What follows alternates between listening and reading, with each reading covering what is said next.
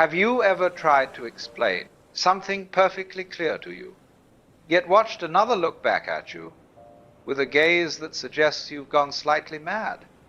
It's a peculiar thing. You may press harder, sharpen your words, even heap up evidence, yet the more you push, the less it seems to reach. People often say, never argue with a fool. Yet sometimes your urge is not to win, not to puff up the ego, but to help, to save, to keep them from stumbling down the wrong path. And so you try. You explain, you plead, and when they still cannot see, you feel the ache of their blindness, almost as if their mistake were your own. But here lies the paradox. Truth cannot be forced into unready soil. The kindest act may be to speak it once, and then let it be. For if their heart is not yet in season, no argument will make it ripen faster. It's rather like planting a seed in midwinter. Nothing wrong with the seed, nothing wrong with the soil, only the season is out of step. You may pour water over it, coax it, even shout at it to grow, but all you manage is a soggy patch of earth. Yet notice, this doesn't mean the seed is lost. Far from it. Every word, every gesture has its place in the larger rhythm of things. But the trouble begins the moment you insist it must sprout now, according to your timetable. Then you become just as restless, just as blind, as the very one you're urging to awaken. So you see, the so-called fool is not a clown to be mocked, but simply out of season. To quarrel with that is to quarrel with the turning of spring itself. Now, why is it that when you offer someone a glimpse of truth, so often they resist with all their might? Not because they despise the truth, but because it threatens the story they have woven about who they are. The ego is a marvelous trick. It whispers, I understand, I'm intelligent, I've got it sorted out. And if you tug at that curtain, the whole stage show trembles. To admit ignorance feels less like a small correction and more like being dragged naked into the marketplace. Nobody enjoys that.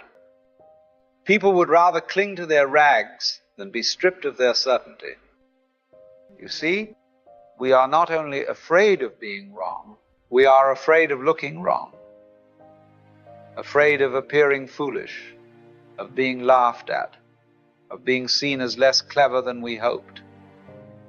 It's not just the truth that stings. It is the possibility that others will notice we don't know. And in a world that worships cleverness, that is a most dreadful shame. So when truth arrives, it is seldom greeted with applause. More often, it's met with frowns, defenses, arguments. Not because the truth itself is ugly, but because it unmasks us, and nobody likes being caught without their clothes on. Yet notice this curious twist. Resistance is itself a sign that the seed has touched fertile ground.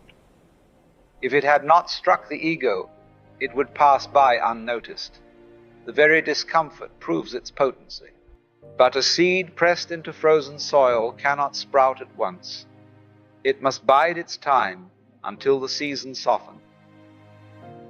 So you see, the fool is not wicked, nor an enemy to be ridiculed. He is simply a soul clutching his mask, terrified of being seen without it. To quarrel with him is to quarrel with that fear, and fear does not yield to force. Better then to plant your seed and leave it be. For what resists you today may remember you tomorrow. And when the season turns, truth has a way of blooming without your pushing. The strange thing about arguing with someone unready is that it does not elevate them, it diminishes you. In wrestling with their fear, you find yourself wrapped in it, as though you've stepped into quicksand, struggling harder, only to sink deeper. Have you noticed the weariness that follows? You set out to illuminate, yet return drained. as if your very peace has been siphoned away. It is not like planting seeds at all. It is more like tugging at a tight knot. The harder you pull, the tighter it binds, until your fingers ache and nothing is freed. And here lies the mischief. In the heat of battle, your own ego quietly steps onto the stage.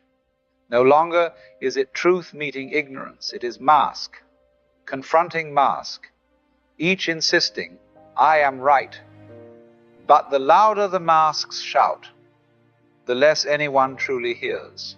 What began as a gift of clarity turns into a performance of pride. You wanted to offer light, but soon you are defending yourself, and so is the other. Thus the dance begins not a dance of wisdom, but of egos circling, each terrified of being unmasked.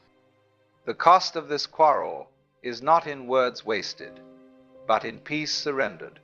You hand over your calm, your clarity, your joy, and in the end, both look equally absurd. It is a strange habit we have, this need to save people, to pry open their eyes, to march them into the light before they are ready to see. But consider, is that truly our work, or the work of life itself? The river does not ask you to push it. The tide does not require your approval to rise. There is a current moving through every soul, carrying them by ways and timings we cannot possibly manage. And what we call God, or Tao, or the mystery, it already holds the whole play in its hand. So, when you meet resistance, perhaps it is not failure, but rhythm. The seed you planted lies sleeping, as seeds must. The lesson they refuse today may ripen tomorrow, or in 10 years, or perhaps in another lifetime entirely. That is not yours to control. To quarrel with this is to quarrel with the seasons, demanding roses in winter and snow in summer. And the harder you insist, the more absurd it becomes. Your task is simpler and far lighter. Speak when moved to speak. Love without condition. And then step aside. For what is meant to awaken will awaken, not by force, but by the peculiar grace of timing. And isn't it curious? The moment you stop pushing the river, you find yourself carried by it. The moment you stop trying to fix the world, you discover it is already arranging itself. God's choreography leaves nothing out, not even the missteps. Every stumble, every refusal, every delay belongs to the dance. In this way, you discover the relief of letting go. You are not the world's repairman, nor its savior. You are a participant in the dance. And when you trust the current, you find that everything ripens exactly when it should, not a moment sooner, not a moment late. Understanding never arrives by command. You cannot pull on a sprout to make it grow taller, nor command the dawn to arrive before its hour. The universe has its own tempo, and it will not be hurried. We forget this because once we glimpse a truth, it feels urgent. We want others to see it immediately, as if wisdom could be transferred like passing a coin from one hand to another. But awakening is not a transaction. It is a ripening, and ripening cannot be rushed without ruin. Notice how a fruit matures, green, unyielding, sour, until one day, without announcement, it softens, sweetens, and falls into your hand. Human beings awaken in just that way. Today they resist you, tomorrow they mock you, and a year later they repeat your words as though they had discovered them on their own. This is not failure. It is timing. The seed of truth can lie buried for years, untouched, until some moment of crisis, love, or sheer accident cracks the soil. then suddenly what was impossible to grasp becomes self-evident. So the wise do not force. They plant and they wait. They recognize that to demand immediate awakening is itself a kind of blindness, the blindness of impatience. For if a lesson is not yet ready, no effort will make it so. And if it is ready, no effort is needed. Therefore, trust the rhythm. Trust that life itself is the great teacher, and that each soul is being tutored quietly, invisibly, by the very circumstances it resists. What you offer may not be accepted today, but it is never wasted. Truth has an odd way of waiting until the mind is tired of its own resistance. If seeds ripen in their own season, and rivers flow without our urging, perhaps the wisest course is to allow life its own intelligence. Do not mourn another's resistance, nor let their struggle disturb your calm. The same power that moves the stars in their orbits, that pulls the tides across the shore, is moving them as well. They are not abandoned, they are being carried, even when it looks otherwise. Look around you. The ocean does not hurry its waves. The moon does not argue with the night to rise sooner. A tree does not fret over its blossoms, demanding they appear before spring. Everything abides in rhythm, and only we, in our anxious cleverness, insist on hurrying the music. Let your words fall like seeds and walk on. For truth does not need pushing. It germinates quietly, out of sight, until the moment is ripe. And when you trust this, you find yourself released. The burden to convince lifts from your shoulders, and what remains is peace. For wisdom is never frantic. It leans back, it breathes, it allows. So let the seed rest. Let the current take its course. When the season comes, understanding will break through the soil as naturally as dawn dissolving the dark.